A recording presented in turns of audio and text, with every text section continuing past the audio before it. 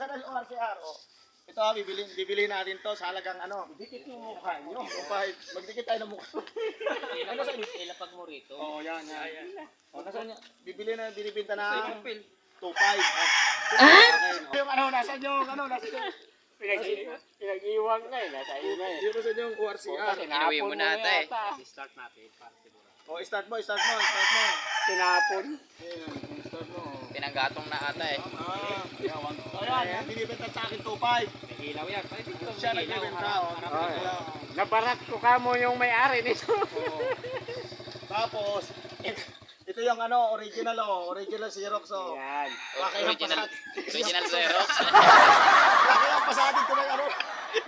Ng Enforcer oh, tino watak-watak na oh. Pati motor watak-watak na kung ano pagka-watak-watak na RCR, yun ang pagka-watak to.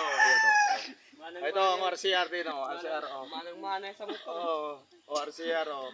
Bagay ang bibili at saka ang bibili at saka ang Wasak na rin. ang bibili at saka ang nagbebenta para yung wasak. Bibili natin ito sa halagang